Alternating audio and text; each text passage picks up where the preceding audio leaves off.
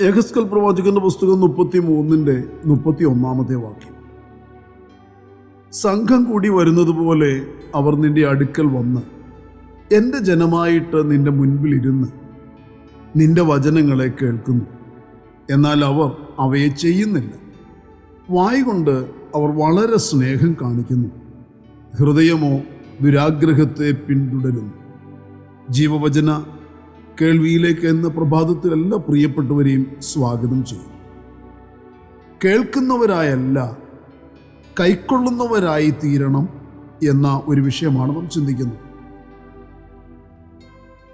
കുടപ്പിറപ്പുകളെ, വചനം കേൾക്കുന്നവരുടെ എണ്ണം ക്രമാതീതമായി ഈ കാലഘട്ടത്തിൽ കൂടിയിട്ടുണ്ടെങ്കിലും കേട്ട വചനം അനുസരിക്കുന്നതിലും അതിലൂടെ ഫലം പുറപ്പെടുവിക്കുന്നതിലും അനേകരും പരാജയപ്പെടുന്നു. കേൾക്കുന്ന വചനം പലർക്കും ഉപകാരമായി തീരാതെ വണ്ണം ഹൃദയാവസ്ഥകൾ വ്യത്യസ്ത നിലയിലുള്ളവരാണ് സംഘം കൂടി വരുന്നത് പോലെ വചന കേൾവിയുടെ മുൻപിൽ വരുന്നവർ എന്ന് കർത്താവ് തന്നെ ഒരു ഉപമയിൽ കൂടി വ്യക്തമായി വരച്ച് കാട്ടിയിരിക്കുന്നു. എന്നാൽ വിതയ്ക്കുന്നവൻ്റെ ഉപമ കേട്ടുകൊള്ളുവീൻ, ചെവിയുള്ളവൻ കേൾക്കട്ടെ എന്ന് പറഞ്ഞാണ് കർത്താവ് ഈ സത്യം വെളിപ്പെടുത്തിയിരിക്കുന്നത്. വിത്ത് വിതപ്പാൻ പുറപ്പെട്ട ഒരു വിതക്കാരൻ, ഇത് വചനമെന്ന് വിത്ത് വിതയ്ക്കുന്ന ഒരു പ്രാസംഗികനെ കാണിക്കുന്നതാണ്. താൻ വചനം പ്രസംഗിക്കുന്നത് കേൾക്കുവാൻ ഒരു കൂട്ടം ജനം ഉണ്ട്.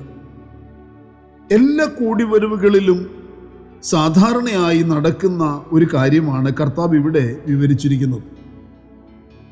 ഫലം കാണണമെന്ന ആഗ്രഹത്താൽ ഏറ്റവും നല്ല വിത്ത്, ശുദ്ധമായ വിത്ത് വിതയ്ക്കുവാൻ പാകപ്പെടുത്തി വിതയ്ക്കുന്നു. വിതയ്ക്കുന്നതിന് മുമ്പേയും വിത്ത് ഒരുക്കുമ്പോഴും വിതയ്ക്കുമ്പോഴും വിതക്കാരന് നേരിടുന്ന ബുദ്ധിമുട്ടുകളൊക്കെ സഹിച്ച് തൻ്റെ വിത ഫലസമൃദ്ധമാകാൻ സാധ്യമായ എല്ലാ മാർഗങ്ങളും ഉപയോഗിച്ച് ഏറിയ ക്ഷമയോടും സംയമനത്തോടും വെള്ളത്തിനരികത്തെല്ലാം പ്രതീക്ഷയോടെ വിതയ്ക്കുന്നു. കാറ്റിനെ വിചാരിക്കാതെ, മേഘത്തെ നോക്കാതെ, നിരുത്സാഹപ്പെടുത്തുന്ന, പ്രയാസപ്പെടുത്തുന്ന, പിന്തിരിപ്പിക്കുന്ന കാര്യങ്ങളെല്ലാം അവഗണിച്ച് തന്നിൽ ഏൽപ്പിച്ചിരിക്കുന്ന വിത്ത് യജമാനൻ്റെ താല്പര്യാർത്ഥം വിതയ്ക്കുന്നു. വിതയ്ക്കുന്നവന് ജീവൻ കൊടുക്കുവാനോ വളരുമാറാക്കാനോ കഴിയില്ല. എന്നാൽ അവന് ജീവൻ വ്യാപരിക്കുവാനുള്ള നിലയിൽ വിത്ത് ഒരുക്കി ആ വിത്ത് തൻ്റെ മുൻപിലുള്ള നിലങ്ങളിൽ വിതറുവാൻ കഴിയും. ജീവിപ്പിക്കുന്നതും വളരുമാറാക്കുന്നതും യജമാനനാണ്. യോഹന്നാന്റെ സുവിശേഷത്തിൽ വായിക്കുന്നു, ജീവിപ്പിക്കുന്നത് ആത്മാവാകുന്നു, മാംസം ഒന്നിനും ഉപകരിക്കുന്നില്ല. ഞാൻ നിങ്ങളോട് സംസാരിച്ച വചനങ്ങൾ ആത്മാവും ജീവനും ആകുന്നു. കൊരിന്ത്യർ ലേഖനത്തിൽ അപ്പോസ്തലൻ പൗലോസ് ഓർപ്പിക്കുന്നത്, ആകയാൽ വളരുമാറാക്കുന്ന ദൈവമല്ലാതെ നടുന്നവനും നനയ്ക്കുന്നവനും ഏതുമില്ല എന്നാണ്. പ്രിയരെ, വിതയ്ക്കുന്നവൻ വിശ്വസ്തയോടെ വിത്ത് ഒരുക്കി വിതയ്ക്കുമ്പോൾ വിത്ത് വീഴ്ത്തപ്പെടേണ്ട നിലങ്ങൾ അത് സ്വീകരിക്കാൻ തയ്യാറായിരിക്കണം, ഒരുക്കപ്പെട്ടതായിരിക്കണം. വ്യത്യസ്തമായ നിലങ്ങളിൽ വീഴ്ത്തപ്പെടുന്ന വിത്ത് ശുദ്ധമായതും കിളുക്കുവാൻ തക്കവണ്ണം ഒരുക്കപ്പെട്ടതുമായ നല്ല വിത്തായിരുന്നു. എന്നാൽ വീഴ്ത്തപ്പെടുന്ന വിത്തിനെ ആ നിലങ്ങൾ സ്വീകരിച്ചെങ്കിലും നിലങ്ങളുടെ ഒരുക്കവും അവസ്ഥകളും വിത്തിൻ്റെ വളർച്ചയെയും ഫലത്തെയും ബാധിക്കുമെന്നറിയണം. ഇവിടെ നിലങ്ങൾ സുവിശേഷത്തിൻ്റെ വിത്താകുന്ന വചനം കേൾക്കുന്ന മനുഷ്യരാണ്. ആദ്യത്തെ കേൾവിക്കാർ വചനം ശ്രവിക്കുന്നത് അലസമായ ആത്മദാഹവും ഭാരവും ഇല്ലാത്ത നിലയിലാണ്. ഇത് കടുപ്പമുള്ള മണ്ണാണ്, ഒരുക്കപ്പെട്ടതല്ല. ഈ മണ്ണിനെ വഴിയരികിൽ വീണ വിത്ത് എന്ന് വിളിക്കുന്നു. എനിക്കിതിൽ വലിയ താല്പര്യമൊന്നുമില്ല എന്ന മട്ടിൽ നിസ്സംഗതയോടെ വചനം കേൾക്കുന്നവർ. വചനം കേട്ടു എങ്കിലും പിശാച് പിന്നീടത് പറുക്കിക്കളയും. അടുത്തത് പാറകൾ നിറഞ്ഞ ഒരു നിലമാണ്.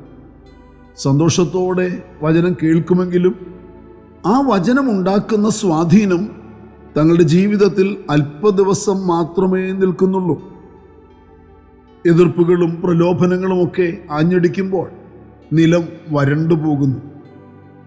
വചനം കേൾക്കുന്നവരെങ്കിലും അത് അനുസരിക്കാത്ത നിലങ്ങൾ. അടുത്ത നിലം മുള്ളുകൾ നിറഞ്ഞതാണ്. വചനം സ്വീകരിക്കും, എന്നാൽ ഈ ലോകത്തിൻ്റെ സ്വാധീനം അവരിൽ ഏറെ ശക്തമാണ്. ഉപജീവന ചിന്തകളുടെയും ലോകപരമായ ഉല്ലാസങ്ങളുടെയും ഒക്കെ സ്വാധീനം അവരിൽ ഭയങ്കരമായിരിക്കുന്നു. വചനത്തെ ഞെരുക്കിക്കളയുന്ന ഒരു അവസ്ഥ. നാളെ വചനം കൈക്കൊണ്ട് നല്ല വിശ്വാസിയായി തീരാം എന്ന് കരുതുന്നവരാണ് ഈ കൂട്ടം. ക്രിസ്തുവിന് വേണ്ടി ഉപേക്ഷിക്കേണ്ടതെല്ലാം ഉപേക്ഷിക്കാൻ അവർക്ക് കഴിയുന്നില്ല.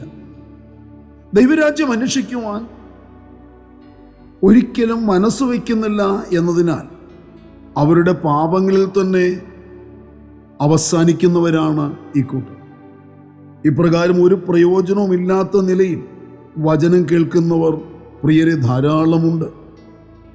കേൾക്കുന്നു എന്ന് ഭാവിക്കുകയല്ല, അശ്രദ്ധയോടെ കേൾക്കുകയുമല്ല, അനുസരിക്കുവാൻ വേണ്ടി, പ്രയോജനപ്പെടുത്തുവാൻ വേണ്ടി വചനം കേൾക്കുന്ന ഒരു നല്ല നിലമായി, ഒരുക്കപ്പെട്ട നിലമായി തീരുക എന്നതാണ് ദൈവം നമ്മെക്കുറിച്ച് ആഗ്രഹിക്കുന്നത്.